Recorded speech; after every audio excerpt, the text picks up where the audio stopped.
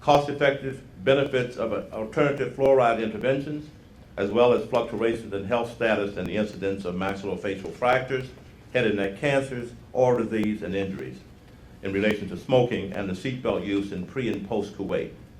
In retirement, Dr. Morris continues this dedication to vulnerable populations through his work with NoMoreVictims.org, which organizes free medical care to child victims of war and consulting on cost-effective rapid health assessments and care for orphans in rural Thailand.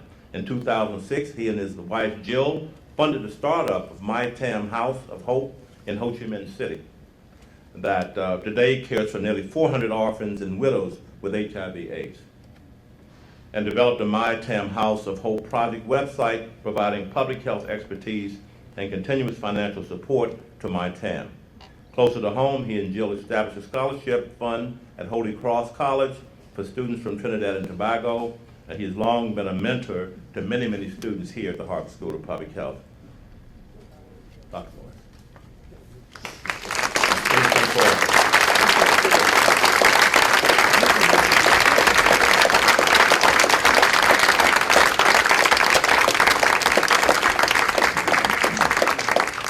Pleasure to read the citation.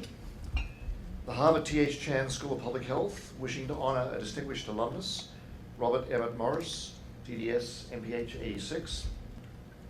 In recognition of his decades of leadership developing international public health policy and training programs in oral health services, his commitment to vulnerable populations, particularly children, refugees, victims of conflict, and those affected by HIV/AIDS, and his continued support of nonprofit organizations and the next generation of public health leaders, hereby awards him the 2014 Alumni Award of Merit.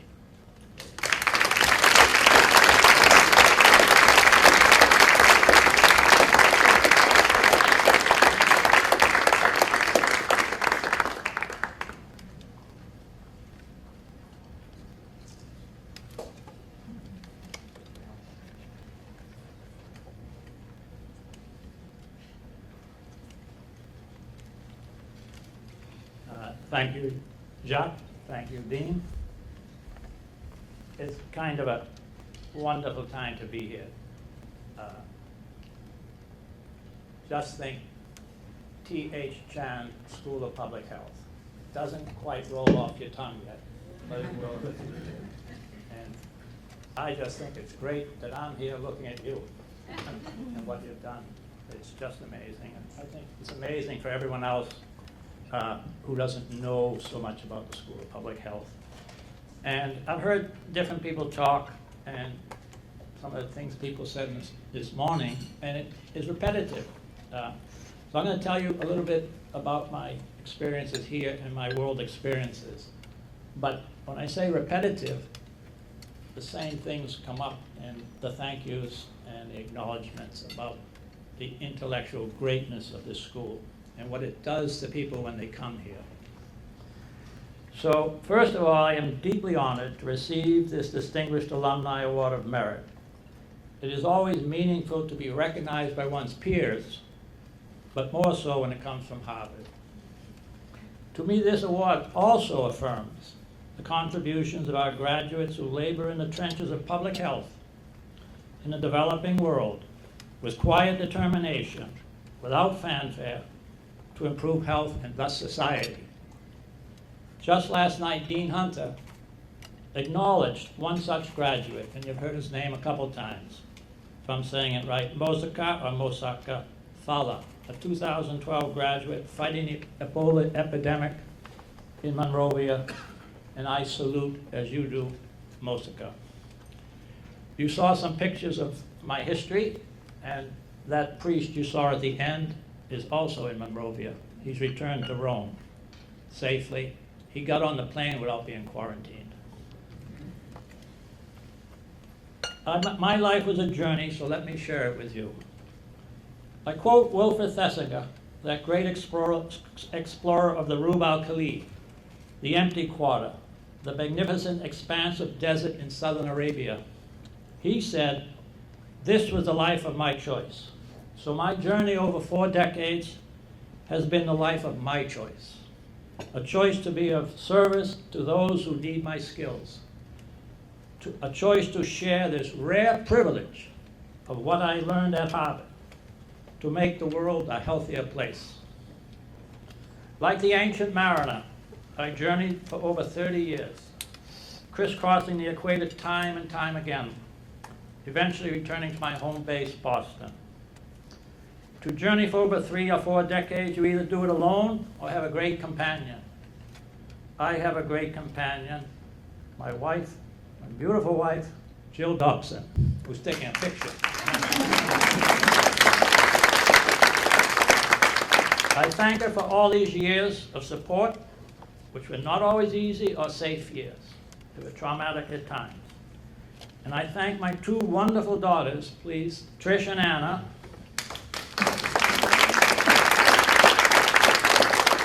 whom I drag all over the world too. This journey brought me to Harvard mid-career. I was a dentist in dental education. Dentistry was a rigid profession where intellectual curiosity was lacking. At Harvard, I realized I could be curious, could question, could challenge. I interacted with inspiring professors and peers who broadened my thinking with profound discussions. I acknowledge a few, and some of you remember these, some have passed away. There was John Lyon, a Quaker from Britain, who did his World War II alternative services tracking diseases in India, a pioneer along with Carl Taylor of Johns Hopkins. There was Richard Cash, the pioneer of oral rehydration salts at Dhaka, at the Dhaka labs. There was Roger Nichols, who worked to wipe out trachoma in Saudi. And I want to acknowledge David Hemingway, please, who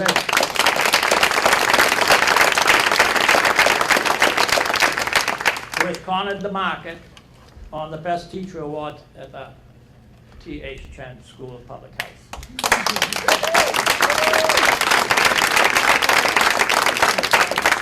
And he nursed me through microeconomics. Or it might have been micro, I'm not sure.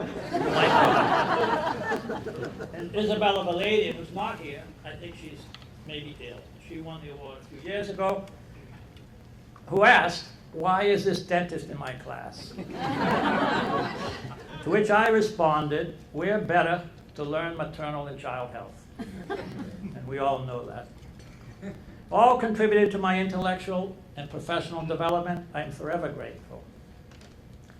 On this journey, I met some extraordinary people who affected my life's directions. Some of them you saw here in the pictures. But there was John Golden, a Boston Jesuit, missionary in the Caribbean, Navy chaplain in the Pacific Theater, professor of theology at Fairfield, my uncle and earliest inspiration. And there was Mother Teresa, who lectured our class on the sanctity of all life. And there was Havden Mahler, arguably the best director general of WHO and the driving force behind Health for All, who approached his job with missionary zeal. I quote his comment to me in Port of Spain, that after all, we are all only trying to make a more socially just society. And in the sunset of this journey, I came upon a young, very young Vietnamese priest whose singular goal was to rescue abandoned AIDS infants in the back streets of Ho Chi Minh City. I end with this, but I'm going to ask my little nieces and nephews over there to listen. I call them nieces and nephews because I don't want to feel old. I end with this. All life is a journey, and all life has a plan. If I did not come to Harvard, to the T.H. School of Public Health, I would have never met this living saint from Vietnam. Harvard, thank you so, so much. Veritas.